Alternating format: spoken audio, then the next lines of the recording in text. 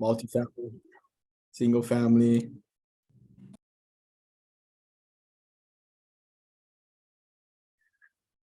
Well, I'm in escrow to buy like a property just here that I'm gonna keep for just for myself. And man, my interest rate is the last quote was 10.55% for a 30-year. How Whoa. crazy is that? Well, I'm going the non-QM route, right? So I gotta use a bank statement loan. So Okay, I typically, was gonna say, dang. yeah, it's more expensive. But you get higher leverage, like I'm getting 90%. And what else is there? It's in a condo. So like condos typically too, it'll be a little bit more expensive. So, but it's been a process. I mean, going through it, like I'm learning a lot, going through one of these non-QM loans. My first time as a borrower going through one of these loans. You deal with that a lot, yeah? Do you deal with non-QM loans, Ben, on the back Yeah, end? Like, how do you I guys, actually I bought my house on a non-QM loan. was it bank statement loan? Yeah, yeah, using business income. That was a pain. Oh yeah, There's a lot of documentation. yeah, it is.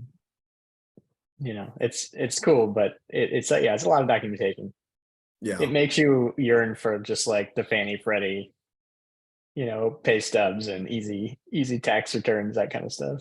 yeah, yeah. But Now yeah, I'm I've had a realizing, lot of clients that do it too, because business owners and things, like if they try to go Fannie Freddie, it's just like it looks like a disaster. They can't qualify. They yeah, got to go bank statement and What are yeah. you buying, Corey? Just a condo for myself, and it's in one waterfront. So I've been watching that building. Oh, nice. I really like it. The HOA fee is kind of big. It's a little higher than most out there, but it's an older building, right? So this one's just kind of like to collect. Have something closer to the office too.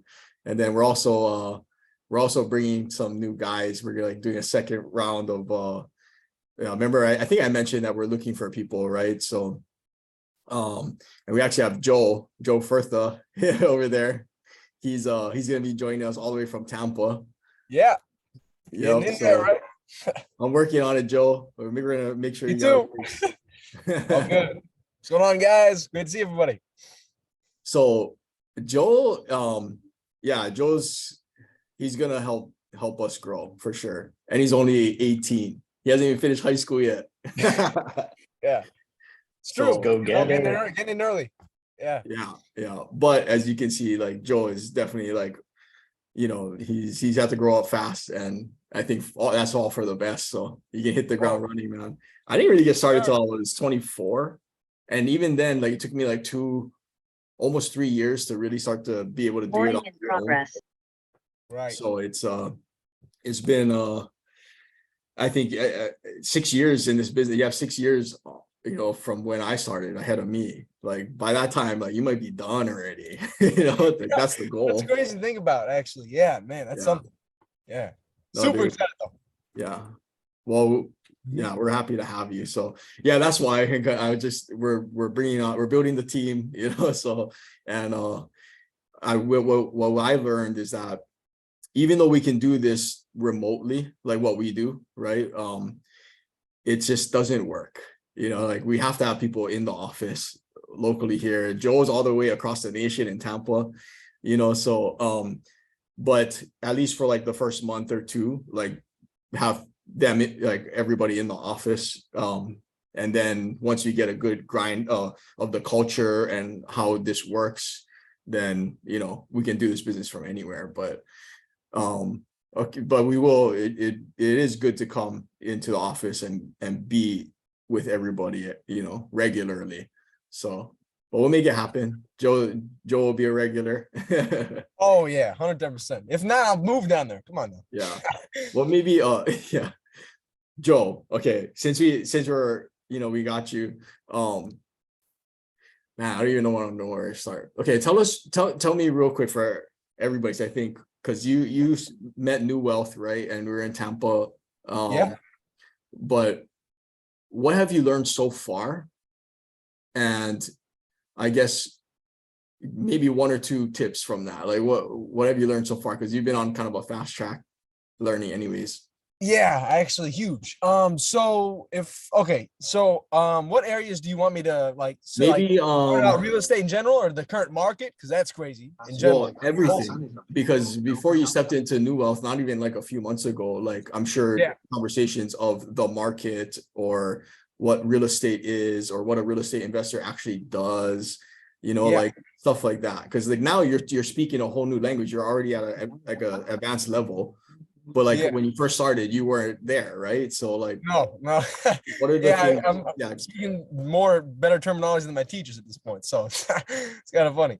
But yeah, so basically, yeah, just started out. I realized the main point, which is great for me because I'm awesome at it. It's just the people business. It's really just a relationship, people business, and you have to be great with people and communicate with them.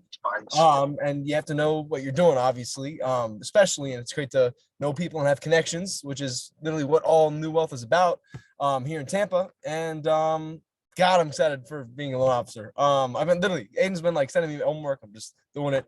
oh, But he yeah, has already.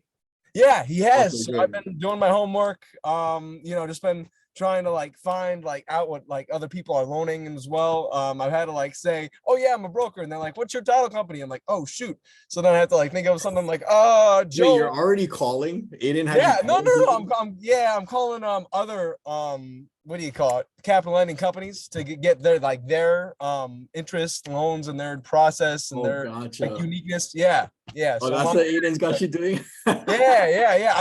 I've literally Doing just the taken, like, reconnaissance. yeah. Oh my God. I've literally just like completely like, and I like, I'll just take a 0 for the day, English teacher. I'm just studying, doing all the stuff. Oh So God. yeah, Yeah, yeah, that's all. Yeah. that's Send me awesome, great dude. material. I'm super excited. So it's awesome. Well, Joe, yeah, like we'll have you on one day to tell your story. And I think it's a very powerful story. That's why like it's like your duty to win, Yeah. because Oh, it's you're gonna able happen. to tell that one day. Yeah. Yeah. So anyways, well, I can't wait till you graduate in a month. Oh, Like, that'll be crazy. Can't believe I'm yeah. still in high school. Right. We'll get a head start Of going. So, course. but yeah, Well, it's thanks for awesome to jumping meet. on, dude. Of course. It's awesome to meet everybody. Great to see you guys, Great to see you, Ben. Nice to meet you, man. Awesome to hear from you. I've seen you in many videos. Also, Jacob, too. What's up, dude? What's going on, guys? Great to meet you. Right on, Joe. Always Thank good you, to have brother. a new one in the crew. Right? We do. Here to And stay, he's here got to stay. horsepower, man. Oh, Yeah, yeah. we're bringing Energy on. up. I can feel the energy. Many people So, do. oh, I've yeah. heard it's contagious. It's good. Good stuff. Sheeta. Yeah, Sheeta. Yeah, there we go. Well, we have so we're so blessed. Like we have some like studs coming on and some great people, and we have Alex, another Alex who starts on Monday. He's like a Harvard grad, right? Harvard grad and like D1 athlete. He ran like track and field for Harvard. I'm like sitting there asking him like, how come you're here? It's like, I don't, like you could probably be doing anything else. And he's so smart, like I can tell, a guy went to Harvard, graduated, but I understand like when he's sitting there in our office and, it's just, he's bored, he wants to chase something, that's hard and like something that's of himself, which is entrepreneurship. Right. And it doesn't get much harder than that, as we know, like it's hard in any business, right? So, but guys like him, guys like Joe, and people like us on the call, it's like you got to feed that, otherwise you'll always feel a little not right. A true entrepreneur, I think, who's like in the rat race and going the usual path, which is okay, but if it's an entrepreneur in there, like they'll be unsettled their entire lives. I feel like it's just an itch you can't scratch. Yeah. So I understand what, even a guy like that, right? And like sometimes the amount of money that you can make as an employee is just not worth it, and he'll make substantially more like on our side. So anyways, happy Aloha Friday, everybody. Hope everybody had a great week. And I was asking earlier, if there's anybody in escrow to buy anything right now. Anybody?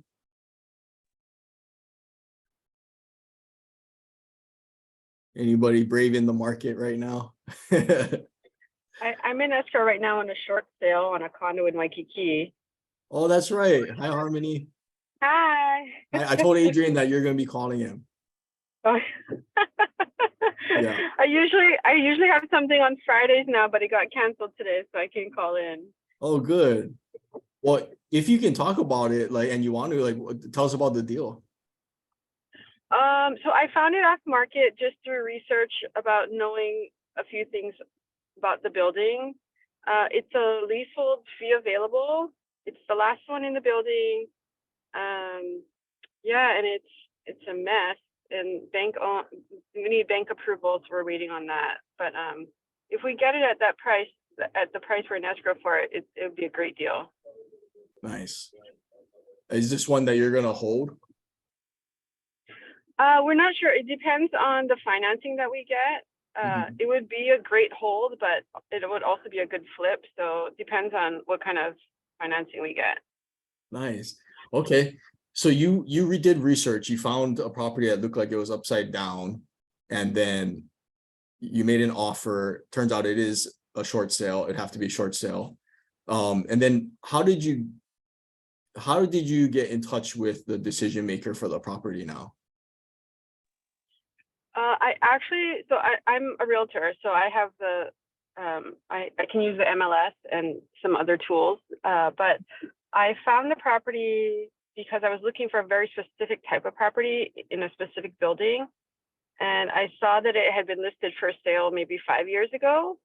So I actually just reached out to the realtor and said, I want to buy this unit. I want to send you an offer. And so she reached out to the attorney and got a listing agreement signed immediately. It wasn't even on anyone's radar. It had been vacant Wow. for at least 5 years.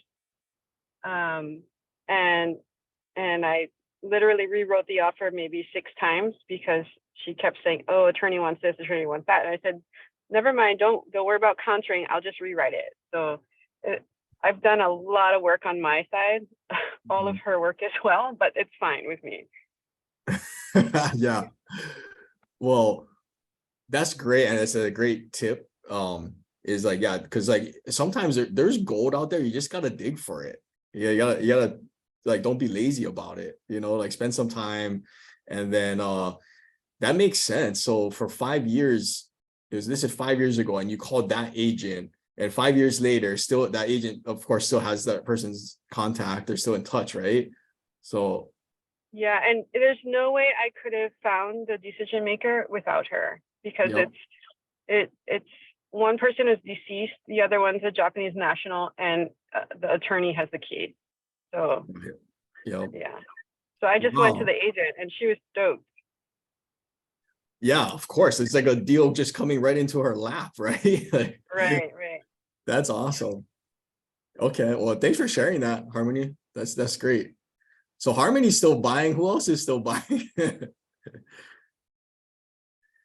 I think Greg. What's up, Greg?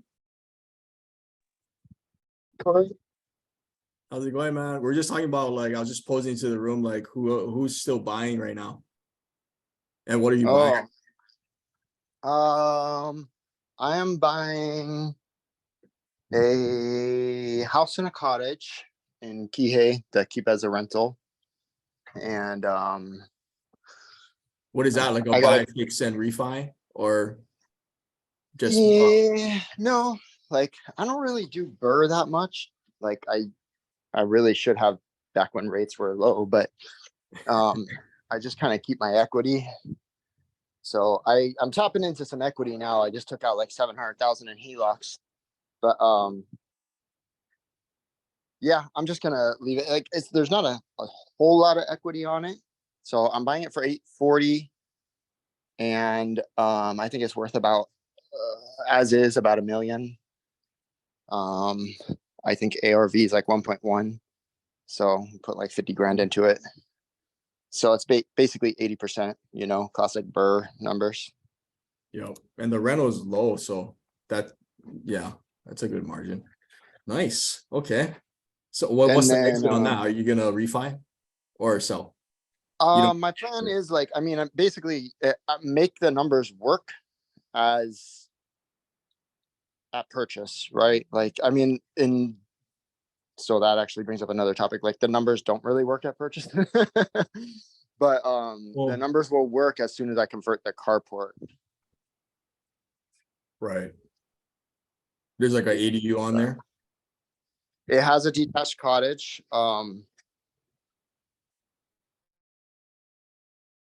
Here. Okay, so it's got, yeah, it's a main house with a detached cottage, but the main house is only like 1,100 square feet, so it's not really big enough to, like, normally the other two houses I have rentals like that are like 3,000 to 4,000 square feet, so they have a bunch of units. But because this one's so small, I had to figure out how to make it really cash flow. And so to do that, I'm just going to convert the carport. Like it'll cash flow at closing, Mhm. just not good enough for me. So you're like, Um, oh, okay. So it's gonna cash flow, but not. So you Yeah, might- like it's going to cash flow like 1,000 at closing. Gotcha. But I mean, not at closing, once I rehab and rent out the 2 units. Right. And then once I put another 50 grand in to convert the carport, it'll cash flow like 3,000 a month. Well, it's in Kihei too. Like it's a great area. Yeah. And it's a really good location. Well, not really good, but it's a good location. Like it's in a working class, like kind of, regular neighborhood, but it's on the outside facing the valley. So it's the very first neighborhood in Kihei. So this house has no neighbors behind it. Like it's got a deck overlooking the valley that goes all the way to Kahului. So there's nobody behind it. So the cottage should get a lot, because of that location. The cottage has that big deck. So, not quite as good as having an ocean view. Right.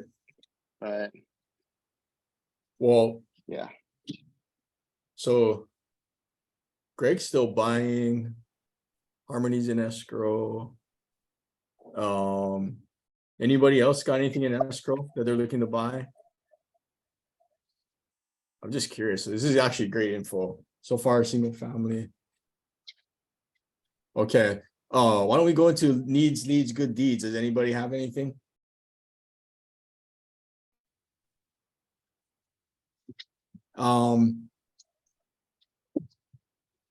I know that Blaze has a event out in this weekend out on the west side. Actually, they might have, I think they're getting close to selling out. Oh, Blaze is on the call. Blaze, if you're able to unmute and stuff, give an update about this weekend. Oh, so yeah, it is this weekend now. Yep. So, or whenever you have time, he might be tied up. Well, if anybody does have any needs, good deeds, feel free to unmute and speak freely. We're just kind of open discussion today. I have a couple updates for that, just kind of snippets I took from the NPLA call we had yesterday. And one of the experts from, I think it was John Burns again, they're saying that the data right now, 45% of buyers nationwide for this year have made up institutional buyers. So they classify institutional buyers as buyers who have bought 10 properties within the last 12 months. So that's not that, that's not that much. Like I bet, a lot of us here on the call could have been at one point classified as an institutional buyer under those rules. But still, 10 houses, 10 properties is a lot for an individual. But look at that stat, 45% of buyers this year made up institutional buyers, which are classified as an entity that buys more than 10 properties in a year, right? So, but either way, that's a big chunk. That's almost half half of the transactions going on are going to investors or institutional buyers, right? So what do we make of that data? Now the NPLA is looking at this problem because it could be a problem, right? And we're wondering, is this a good thing, a bad thing, with all the big private equity and hedge funds coming in and buying houses by the thousands, right? That's what they did in the last recession, was like the Blackstones of the world came in and bought like single family homes by the thousands. And then they exited right around, like, I think it was 2013 or 2015, something around there. They exited for a massive profit, you know, because they understand market cycles. They have more data than us sometimes, you know, so actually all the time they have all the data. So what does that mean for us as investors, our industry? So the NPLA is taking like a hard look at that right now, and they haven't officially came out with what position they're going to take on the matter, but I have a feeling that they're going to take the side of you know, not being for institutional buyers scooping up all these properties and then creating what they're referring to now is like a nation of renters, right? So I don't think that would be good for us. It wouldn't be good for our industry, and I don't think it'll be good, you know, for the economy as a whole.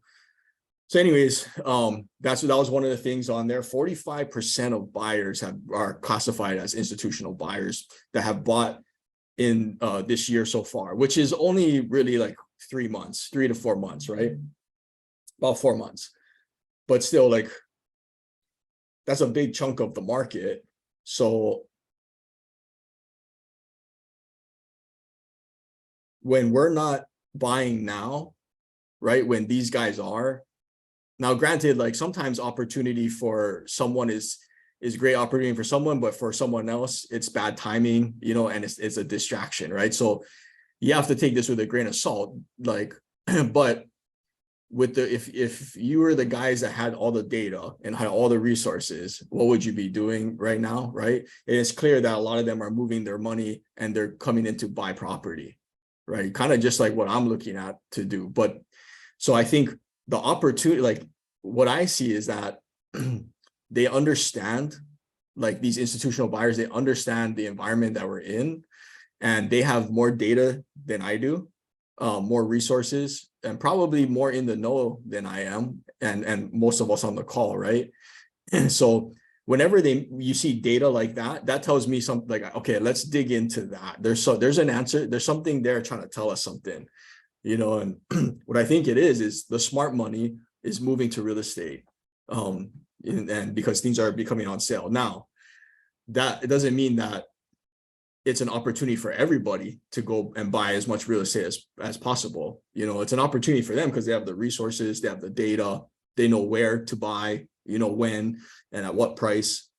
So just because, you know, they're taking advantage of opportunity doesn't mean it's, you know, right for us. And in fact, for me, I want to go do the same thing, right? But in Las Vegas, but for me, I can't buy yet, you know, because I'm structured differently. My cost of capital is different. The amount of capital I have is different. The terms on that money is different, right? So they can go in probably this early, even though my indicators are not, you know, kind of ringing, because they are in a different position that, you know, than I am, right? They can make a move probably faster and more aggressive than most of us on the call.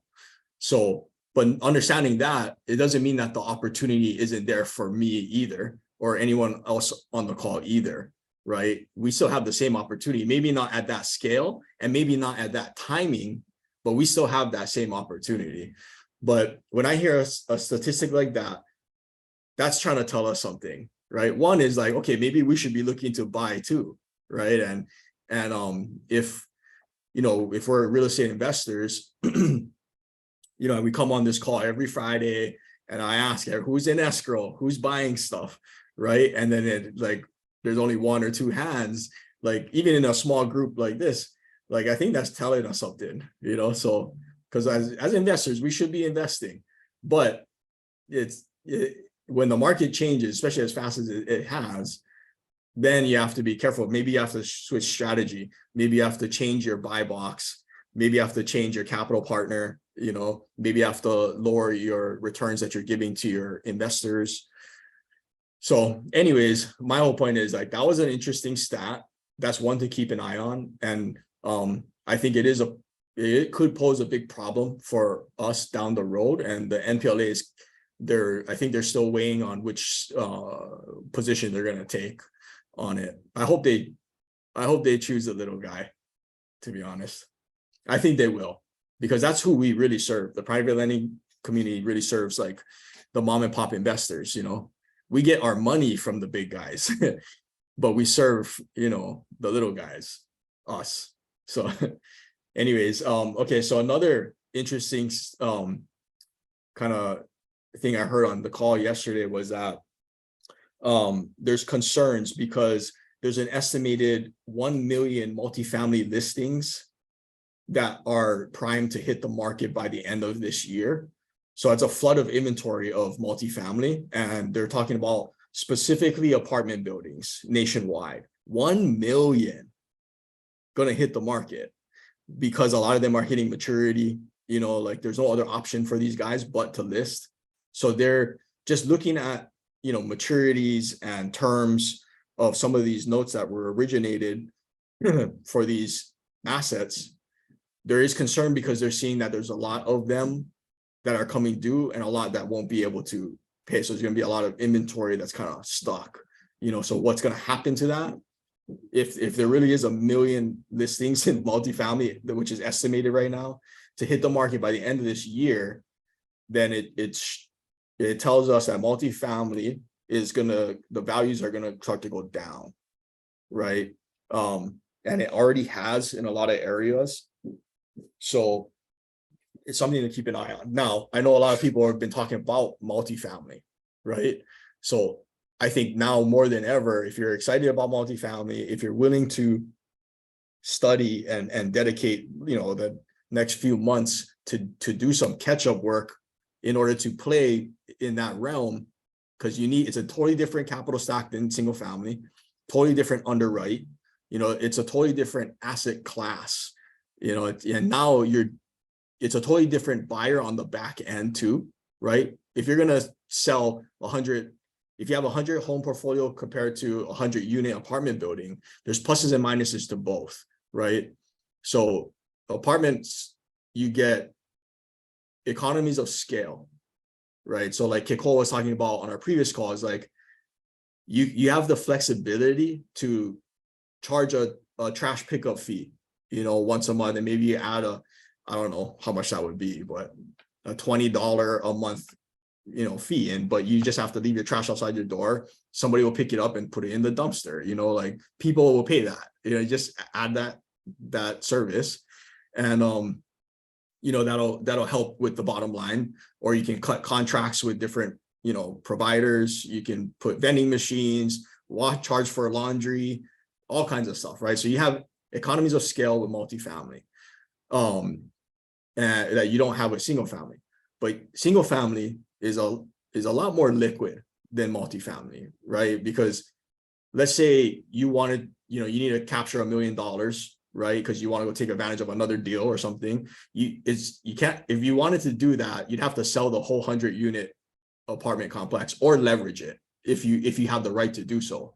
If you syndicated it, you might not have that right? So whereas single family, maybe you slice off 20 homes, you know, and sell 20 homes, and now you have an 80, you know, 80 door portfolio now, but you got the $1 million liquid to go buy maybe another 50 doors, right? So there's pluses and minuses to both, and I just want to make sure that we all understand the difference, you know, and that the people have gotten really wealthy chasing both, right?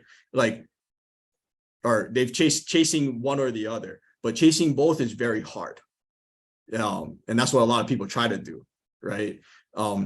So just think of I guess where you are in your career. Like, we should have been doing this, like, honestly, months ago, though, like having the reflection time and, you know, knowing your buying power and all that. Like if you're only getting started now, like, thinking about this and reflecting, then you're already behind. So you gotta catch up, you know, because we should have been doing our homework a long time ago.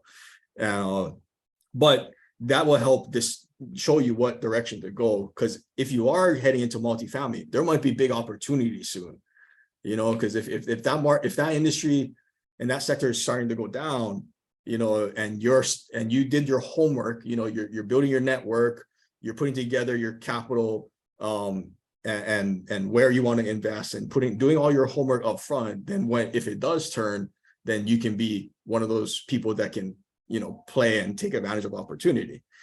So that was the second one. That one's pretty, you know, scary actually, because that could bleed over to single family too. If the commercial space cracks and, you know, it really is a wave of foreclosures, and it could bleed into single family, it probably will likely do so. The last thing I just took note of is that even though, you know, with a bunch of things changing, 2024 is positioned for growth, is what they're predicting. So, and like, we have to remember that the interest rates, it takes time for that to iron out, like to bleed through the economy and make its way through, right? So even though inflation right now was still showing in the 5s and stuff, like it could really actually be in the 4s, or, you know, somewhere in the 4s, because it takes time for it to shake out, you know. So that's what they're saying. So that was kind of like the updates on the MPLA call. The rest of the call was hearing about how each capital provider is structured, which was super interesting. I wish I could share it, but I think I'd get in trouble. But it was really interesting, and I learned so much on how we get our money, you know, as investors. Like, we forget that, yeah, we have to get documents and this and that, show up at the signing table, sign and close. But we forget, it's like, where does this money actually come from, right? Whose money actually is this? How does it make it into our account? And it's fascinating. You know, it's not as simple as you would think. There's a lot of people involved. In fact, you have probably dollar bills in there too, you know, that you don't know. Like, our money is circulated amongst all these guys. So it's bought and sold and traded, you know, every day. So now that the space is institutionalized,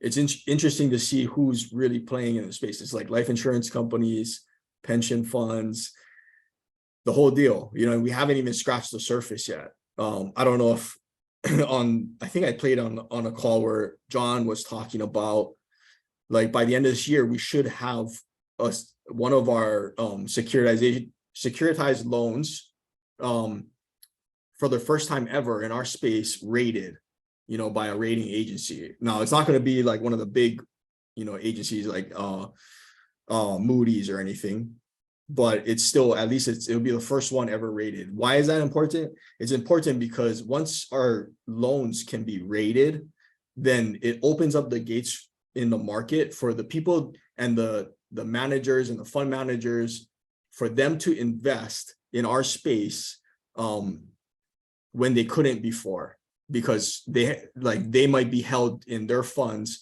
that they can only place money in rated securities, right? And since our loans aren't rated, our securitizations are traded on the private market. They can't be traded on the public markets. Once it's rated, especially by like a top agency like Moody's or Standard & Poor's, then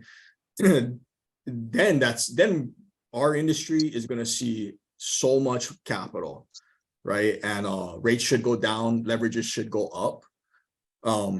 So there's no mortgage-backed security type product for hard money loans, right? So is that kind of what you're referring to? Like final, like the long-term goal is, once like Moody's is rating loans, you can start packaging them up as mortgage-backed securities. Okay, you cut out. Yeah. You're cutting out, dude. One more time. So once you get like someone like Moody's rating hard money loans, then they could be packaged like mortgage-backed securities, right? Yes. Well, it's probably not going to fall under the same category because it's a different type of loan, right? These are short-term loans, short-term bridge loans. Oh, true.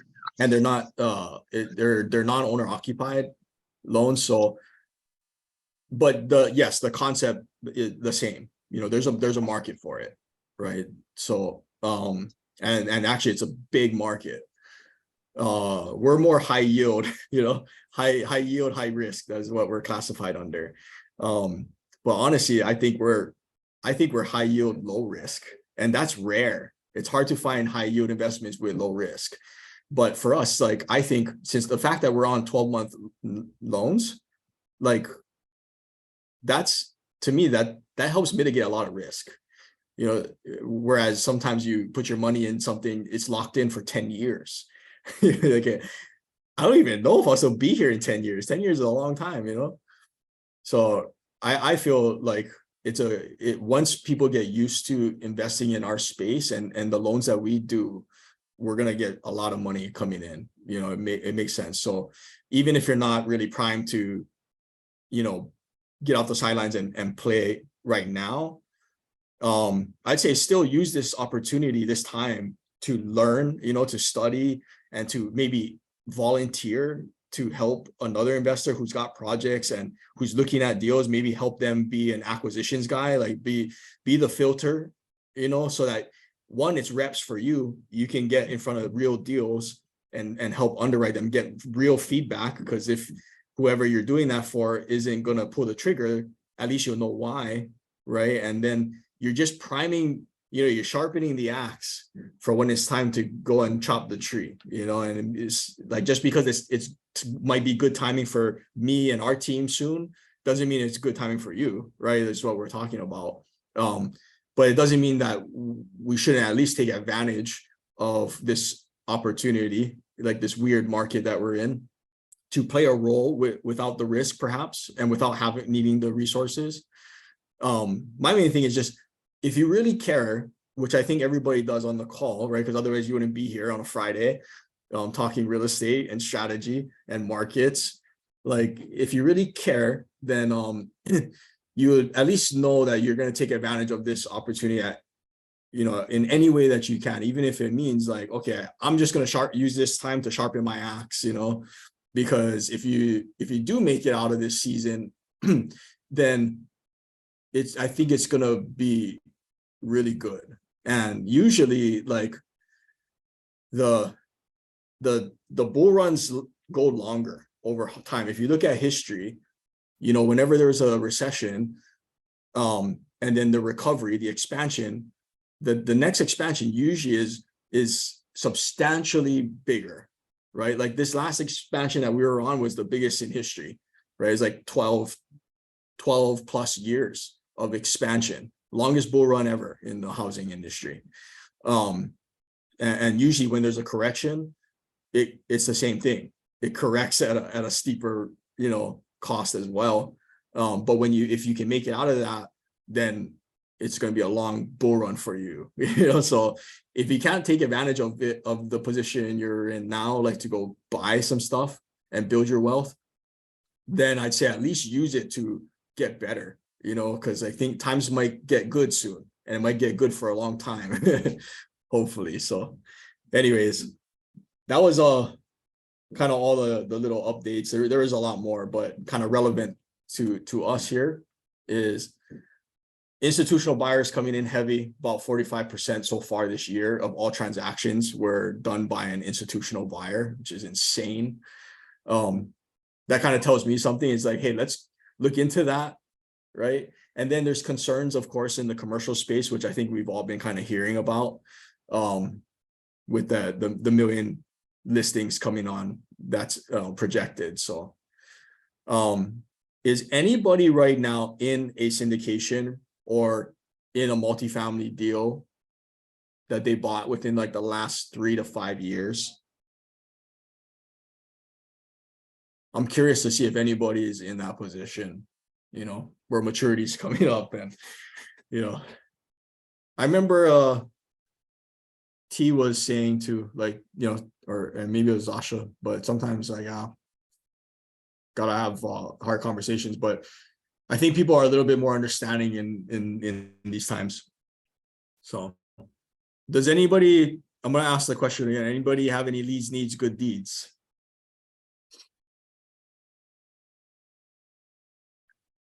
So one last thing, a need on our side too is we are still looking for really good guys to, and girls. Like I'd love to have like a female loan officer. You know, I think they do very well actually.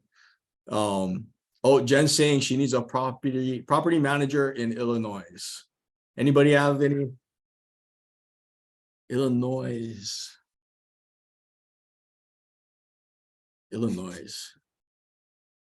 I don't know anybody. We've closed loans out there, but property management, no. I'll keep my ears open, Jen, for you. And if anybody, maybe if you want to drop your email or your contact, Jen, in the chat. And if anybody knows anybody in Chicago, property manager, trustworthy, maybe they can hit you up. So just leave your contact in the chat, Jen, if you can. Anybody else? These needs, good deeds?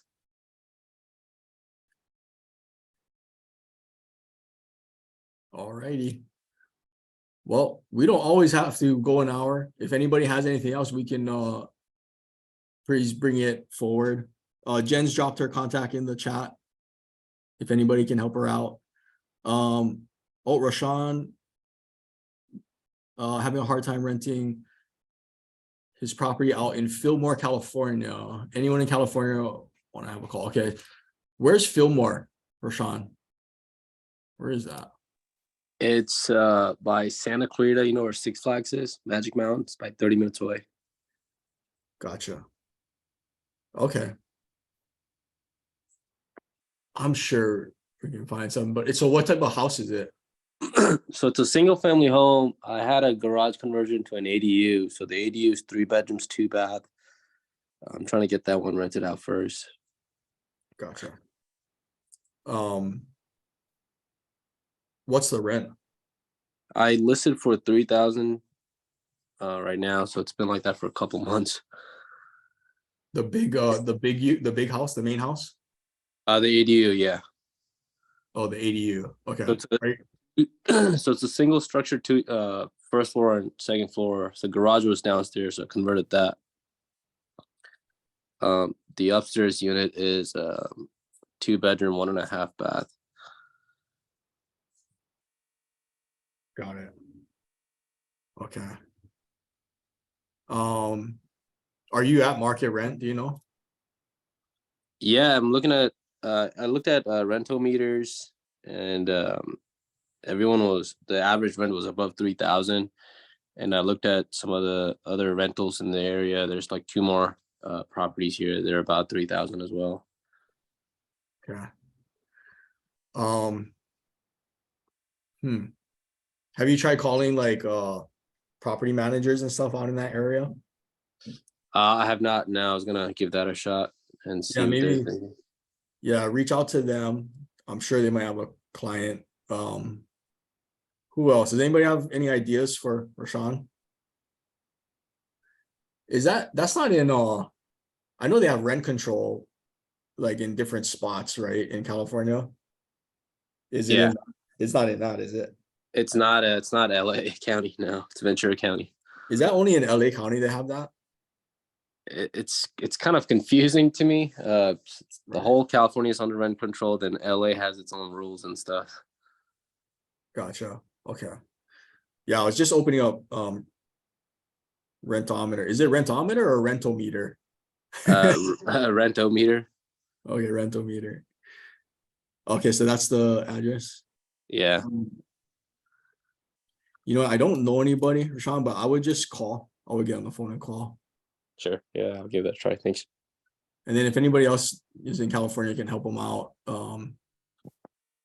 Rashawn left his number in the chat. So well, hopefully next week we hear some stories of people in escrow. I mean, definitely don't rush yourself. You know, if the numbers aren't there, they're not there, right? But at the same time, I think I also want opportunity to, you know, pass us by.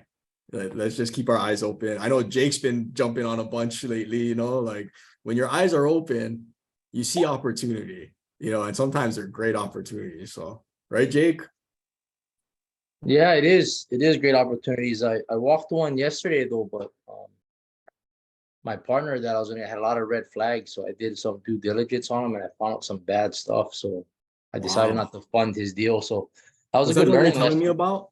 Yeah, that the manufacturer flip and partner. And then he wanted me to lend the 10K on a clean out and 50 on another. The documents he sent me had no legally binding the signature format on the deed of trust was different. I compared it side by side with other deed of trust I have for the loans that I sent that I funded.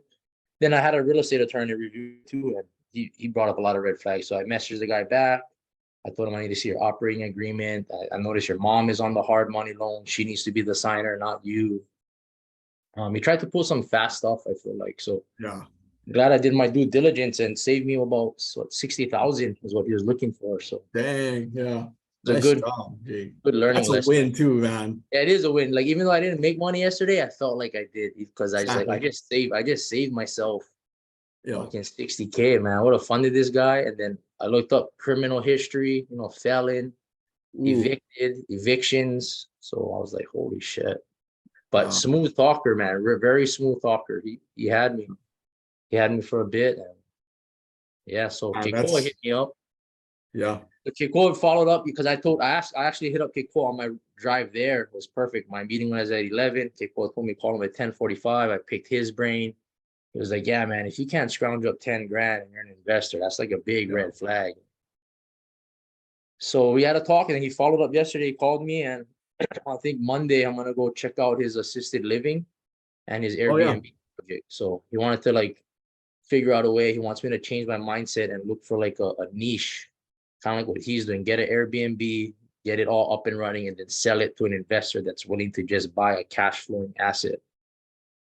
So I wouldn't mind looking into that niche, same that he's doing. Yeah. I think I could provide him a lot of value in the same. He could provide me value. So, Let's go, man. Like that was a great learning lesson. Like I would, you know how you're documenting? I would definitely put that in there, like because that saved you. Yeah. I mean, imagine like that could have cost you 60 grand. Like how many deals you got to do to make that up, with like lending, right? Like, so that's a big step backwards, right? Yes. But the fact that you caught that, like I caught him. Like that's a and huge. just the way too, he was like pushing me. Oh, they want to close today. They want the wire today. I was like, oh, that's not how I operate. And that's a big. He's like, I need a few days. Let me do my underwriting. And so we just started searching. Bad Yelp reviews was the first red flag. And luckily, my girl was the one that found it. Right, my girlfriend, my son's mom. She came. She's like, hey, check this out. So I looked at that. I was like, oh, right on. Then that made me look into him more. And then I just found more dirt. Dang. Yeah, you can't hide these days, huh? Well, that's awesome, Jake. Yeah, that's a win for sure. I sent you a comment in the chat here about the female loan officer you're looking to hire. Yeah. Do they have to live in Hawaii, or is that recommended, or can they work remote? Oh, dude, I don't see it in here. Oh, I do see it. Sorry, I missed that. You look into so no, they don't have to live in Hawaii, but I think for a good portion, especially the first year, they should be down there, especially for the first intro, probably a month, 30 days straight. They got to be willing to work off East Coast time because we have to. Yeah. For us in Hawaii, that's 3:30 in the morning. Got to be up already and be willing to take calls, and then in the office by 4. So on we're looking for anyone who's kind of hungry. We're not looking for everyone, to be honest, and we may turn people away. Actually, we probably will. But as long as they're competent, they're a good number 2. They know how to follow and they understand that's leadership too. And they have the desire to push through and do whatever it takes. Then this is for them, you know, and it's a great opportunity. Because think about this, guys. Okay, like I'm an investor too, right? Our job is hard as an investor because like there's so much you have to do before closing, right? You have to line up your capital. You have to get your scope of work in order, get the appraisal ordered, scheduled, coordinated. You have to get your bids in, right? And meanwhile, you're still double checking your numbers. You gotta, you know, get the LLC docs in order, create a bank account possibly. All that stuff, you know, is not easy to close. And then when you close, that's just the starting point for the investor, you know. So there's a lot of work that goes into that. In doing loans, like it's a lot of work too, a lot of stress, a lot of pressure. But when we close, we're done. You know, we go to the next one, and you know, we have to remind everybody like we're done, but the investor's not done. They're just getting started. You know, so no matter what you do, it's hard work, right? So as long as they're that type of person to, you know, aspire for leadership, chase greatness, you know, then we want them. We want those people, you know. But if they don't, sometimes there's a difference between saying like dreaming it and actually like, you know, we'll do whatever it takes. We want the we'll do whatever it takes type of people because that's what it takes. It takes a lot of sacrifice, you know. So thank you, Jake. Yeah, if you know somebody, you know, send them our way. Yeah. Okay. Thank you so much. Thank you, Yeah. guys. No problem. Well, everybody, I hope you guys have a great weekend. And we'll see you next week. Okay. Happy Aloha Friday, everybody. Thanks, Jake. Thanks, John. Thanks, Corey.